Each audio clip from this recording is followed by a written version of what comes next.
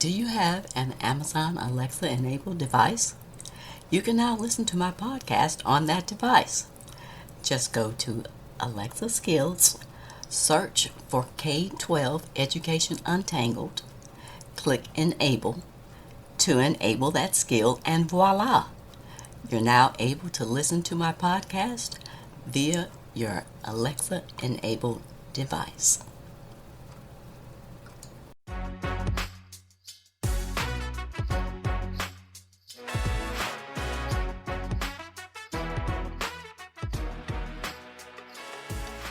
Welcome to another episode of K-12 Education Untangled. My name is Dr. Kim Fields, former corporate manager turned educational researcher and advocate, and I'm the host of this podcast. I got into this space after dealing with some frustrating interactions with school educators and administrators, as well as experiencing the micro-discriminations that I faced as an African-American mom raising my two kids who were in the public school system.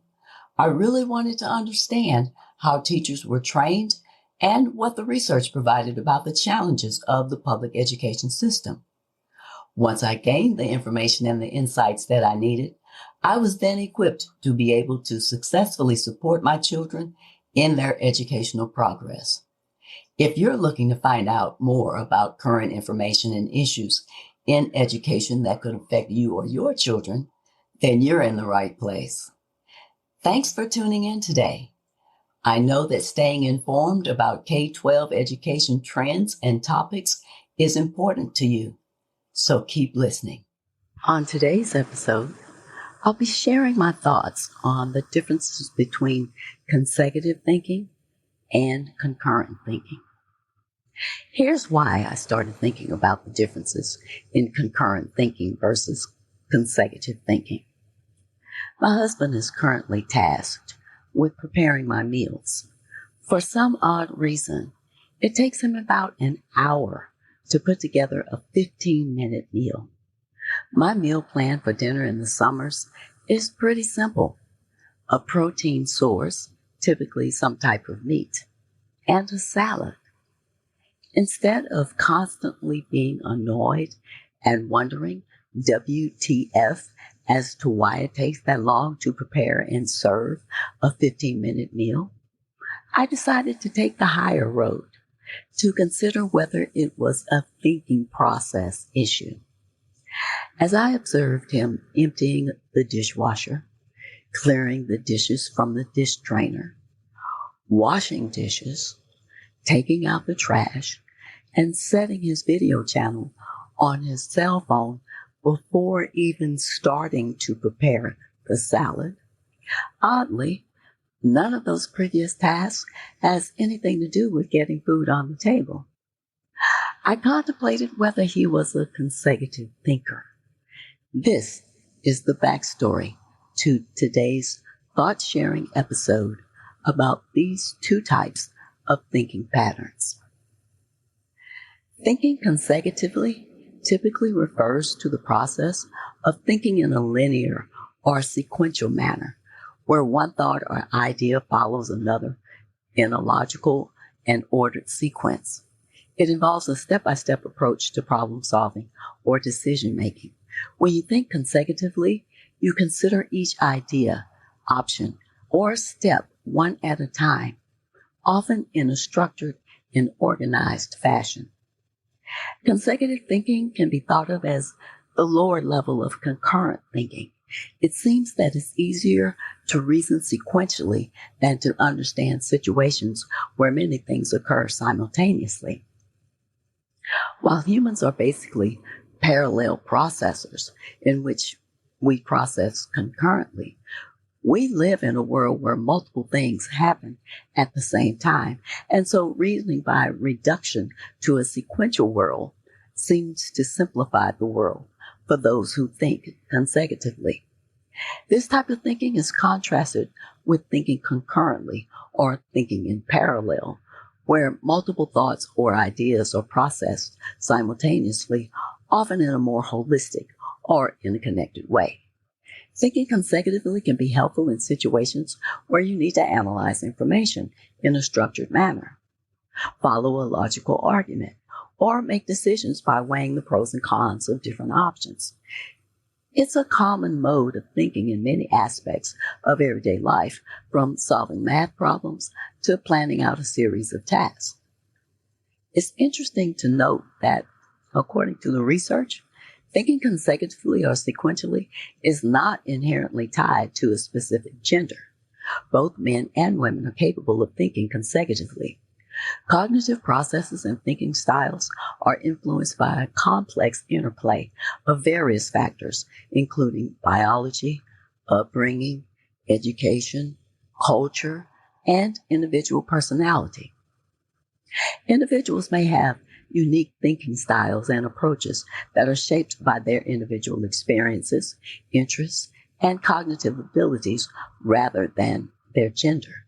Therefore, it may be more appropriate to consider the specific characteristics, experiences, and contexts of an individual rather than making generalizations about gender. Regardless of what the research has indicated, my experience is that sequential thinking tends to occur more often for men than for mothers. Shout out to mothers. Individuals who tend to think consecutively or sequentially often exhibit certain characteristics in their thinking and problem-solving processes. These characteristics include 1. A step-by-step approach. People who think consecutively tend to break down complex problems or tasks into smaller, manageable steps. They focus on completing one step before moving on to the next, creating a linear and structured progression. 2. Logical reasoning. Sequential thinkers often rely on logical reasoning and cause and effect relationships to make decisions. They follow a logical flow of thought and are less likely to jump to conclusions without evidence. 3. Attention to detail. Consecutive thinkers often are detail-oriented. They pay close attention to specifics and nuances, ensuring that nothing important is overlooked during their thought process. 4. Planning and organization. Sequential thinkers are good at planning and organizing their thoughts, tasks, and schedules. They may create lists, outlines, or charts to help them stay on track. 5. Time management. They are often effective at managing their time because they allocate it to each step and task in a systematic manner, reducing the likelihood of procrastination or distraction. 6. Precision in communication. Consecutive thinkers tend to communicate their ideas clearly and logically, making it easier for others to follow their thought process. 7. Risk assessment. They may carefully evaluate the potential risks and consequences associated with each decision or action before proceeding. This cautious approach can be valuable in certain situations. 8. Preference for structured environments. Some sequential thinkers feel more comfortable and productive in structured, organized environments where they can follow routines and established procedures. And 9. Strong problem-solving skills. Their methodical approach often leads to effective problem-solving because they thoroughly analyze and consider all relevant factors before arriving at a solution.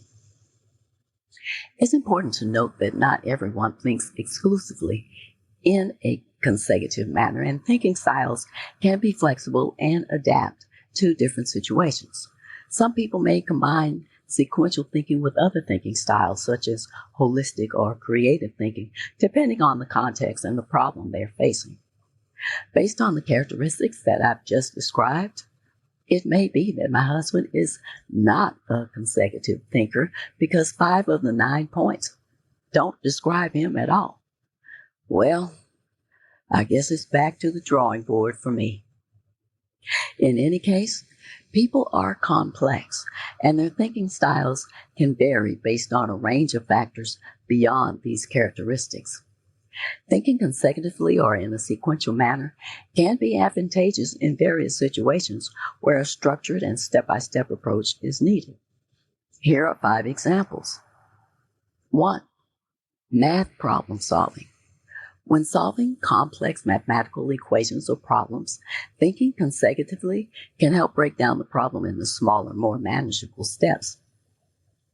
This approach allows you to work through each part systematically, reducing the likelihood of errors. 2. Cooking or baking. Following a recipe is a consecutive thinking task. You need to go through the instructions step by step to ensure you add the right ingredients in the right order and cook or bake the dish to perfection. 3. Technical troubleshooting.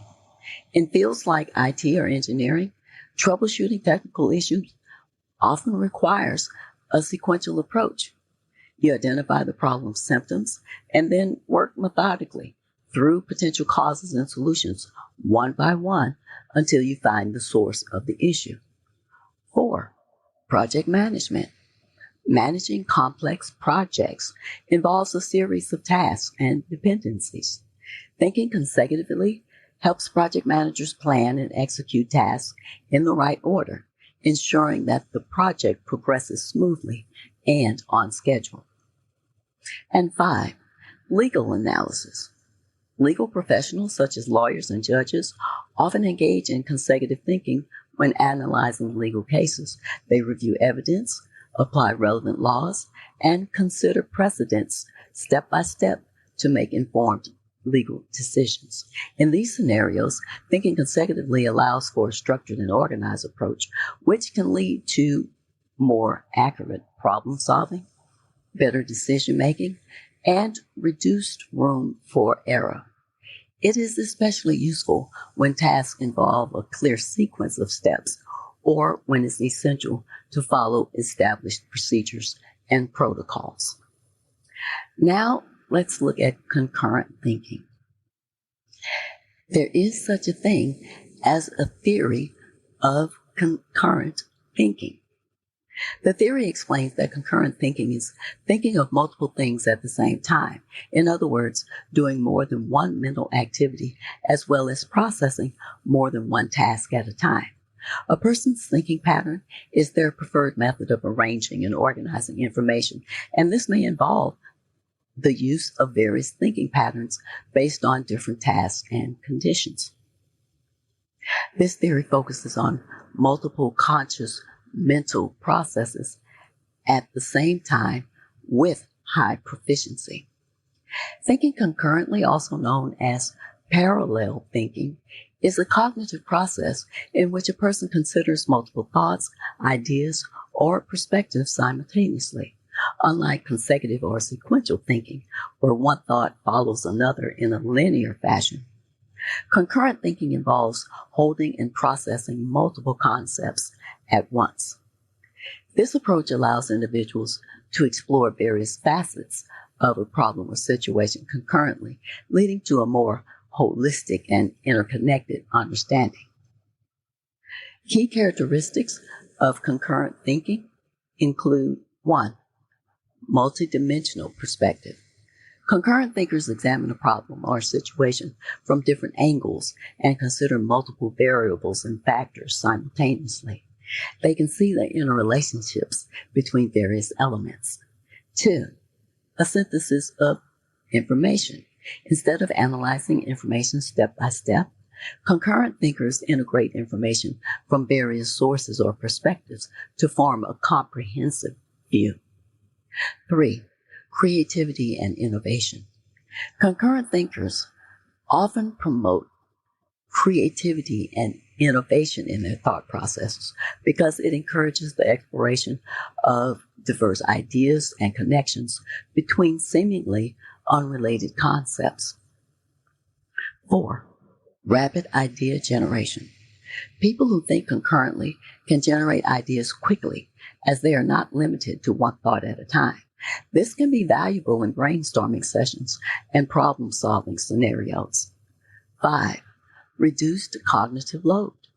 Concurrent thinking can be more efficient in certain situations because it reduces the need to backtrack or reevaluate previous steps in a linear thought process.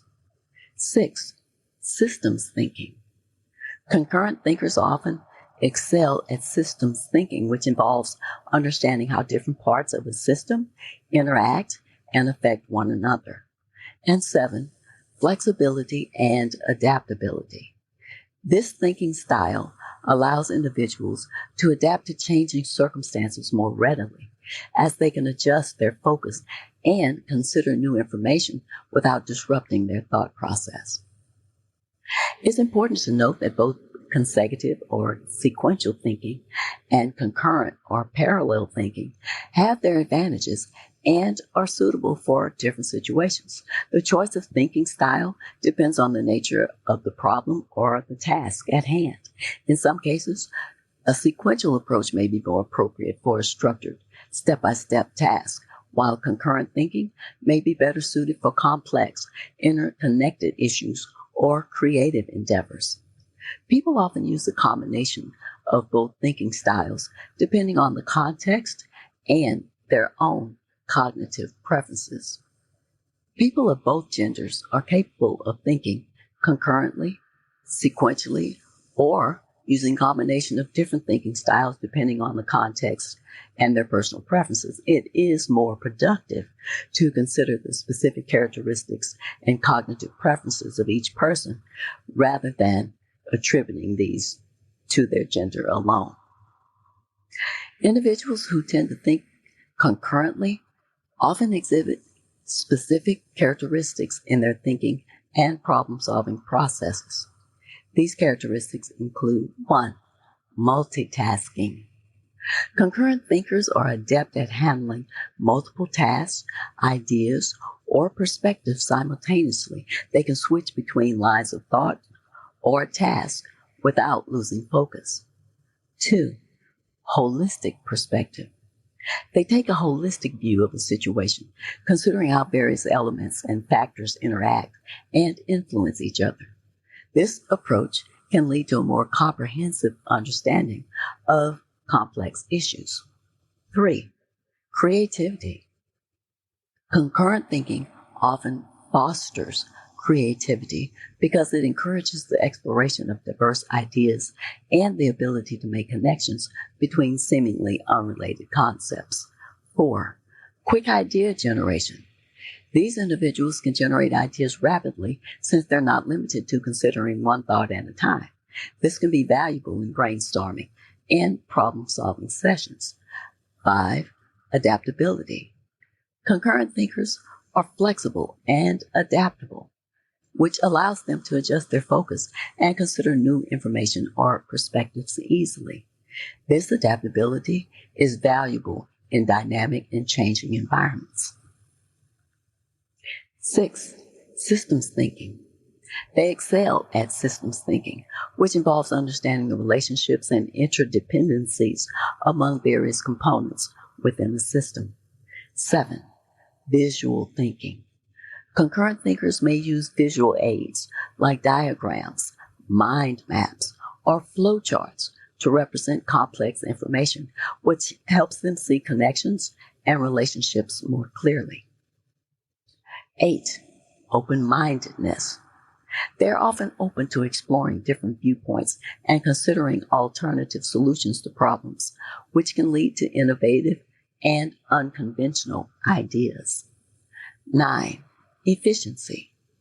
In certain circumstances, concurrent thinking can be more efficient because it allows for parallel processing of information, reducing the need to backtrack and revisit previous steps. And 10. Adaptive problem solving.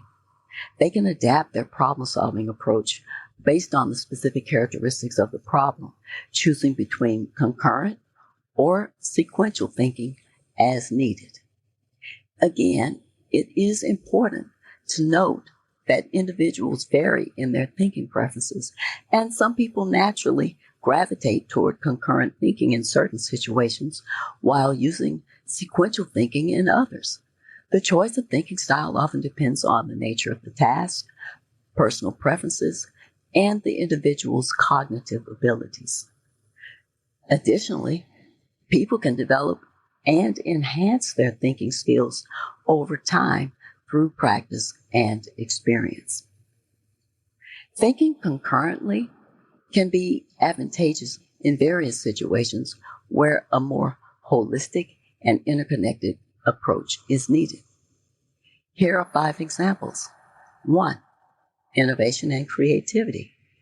When brainstorming ideas or trying to innovate, thinking concurrently allows individuals to consider multiple perspectives, explore diverse concepts simultaneously, and make unexpected connections between seemingly unrelated ideas. This then can lead to innovative solutions and creative breakthroughs. 2. Strategic planning. In strategic planning, thinking concurrently enables organizations to consider various factors such as market trends, competitive analysis, and internal strengths and weaknesses all at once. This holistic perspective helps in forming comprehensive and effective strategic plans. 3. Design and art. Artists and designers often employ concurrent thinking to envision their creations. They can simultaneously consider color schemes, composition, texture, and other design elements to produce aesthetically pleasing and harmonious work. 4. Complex problem solving. When dealing with multifaceted and interconnected problems, concurrent thinking can be an advantage. It allows individuals to analyze different aspects of the problem simultaneously, making it easier to identify relationships and arrive at comprehensive solutions. And 5, medicine and healthcare. Healthcare professionals, especially during patient diagnosis, need to consider various symptoms, medical history, and potential causes concurrently. This approach helps in accurate diagnosis and treatment planning. In these scenarios, thinking concurrently fosters creativity, encourages a broader perspective, and helps people address complex and multifaceted challenges effectively. It's particularly beneficial when tasks involve interconnected elements or when innovative thinking and holistic understanding are essential. Finally, let's tie this back to my opening scenario. In a marriage or any close relationship, the fact that one spouse thinks concurrently while the other thinks consecutively doesn't necessarily present inherent advantages or disadvantages. What's crucial in such relationships is effective communication, understanding, and a willingness to complement each other's thinking styles. One thing is certain. Men definitely have a different approach to solving problems around the house, including issues dealing with children, than women do. Here are some of the advantages. 1. Diverse perspectives. Having different thinking styles can provide a broader perspective on issues. Concurrent thinkers may bring creative and innovative ideas to the table, while consecutive thinkers can offer a structured and organized approach to problem solving. 2. Balanced decision making. When both thinking styles are valued and respected, decisions can benefit from a balance between creativity and structure. This can lead to well-informed choices that consider both the big picture and the finer details. 3. Complementary roles. In certain situations, one thinking style may be more advantageous than the other. Concurrent thinkers might excel in brainstorming and idea generation, while consecutive thinkers may be better at implementing plans and ensuring tasks are completed step by step. Yet, there are potential disadvantages. 1. Communication challenges. Differences in thinking styles can lead to miscommunication or misunderstandings.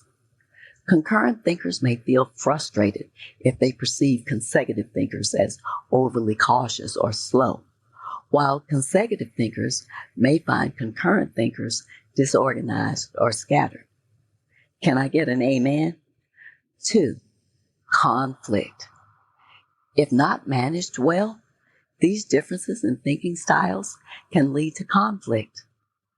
One spouse might feel that their approach is not valued or understood, leading to tension in the relationship. To make the most of diverse thinking styles, couples can recognize and respect differences.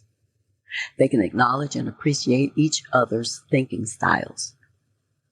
They can understand that both concurrent and consecutive thinking have their strengths and weaknesses. The couple can work on effective communication. Fostering open and effective communication within a relationship is important. Look at how you can discuss each other's thinking style and how that thinking style can be an asset in various situations. The couple in the relationship can also think about collaboration. They can collaborate on tasks and decisions, drawing on the strengths of both thinking styles. For example, concurrent thinkers can contribute creative ideas, while consecutive thinkers can create plans to implement them.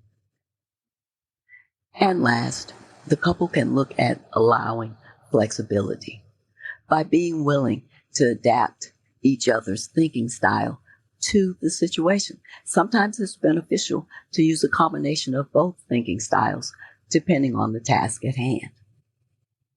In summary, the presence of different thinking styles in a marriage can be an asset if both spouses are aware of their strengths and weaknesses and work together to leverage these differences for the benefit of the relationship. Effective communication and mutual respect are key to making this dynamic work. As is the usual case for these personal thought-sharing episodes, where I close with either a clean joke or a quote, I submit this joke for your amusement. The title of the joke is The Anatomy of Disappointment. Mrs. Tyler, a science teacher in a 5th grade class, posed the following question to her students. Which part of the human body expands 8 times its size when stimulated? No one said anything until little Sarah jumped up and blurted out, "You're not supposed to talk about that kind of stuff to us. I'm going to tell my parents, and they're going to go straight to the principal." Unfazed by Sarah's protest, Mrs. Tyler repeated the question. Which body part expands 8 times its size when stimulated? Little Sarah's jaw dropped as she whispered to the kids nearby, "Oh, wow, she's going to be in so much trouble." Disregarding Sarah's comments once again, Mrs. Tyler addressed the class once more, hoping for a response. Finally, Cooper raises his hand and says, "I think the body part that grows 8 times when stimulated is the pupil in your eyes." Mrs. Tyler commended Cooper for his correct answer and then turned her attention to Sarah and said, "I have 3 things to say to you, Missy. 1, you clearly didn't read your homework. 2, you need to get your mind out of the gutter. And 3, one day you'll be incredibly disappointed."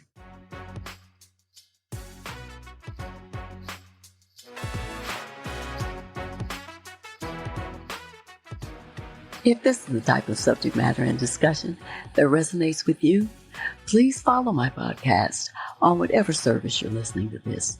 Also, I'd love to hear from you, so please leave me a rating or review or a comment on Apple or Podchaser.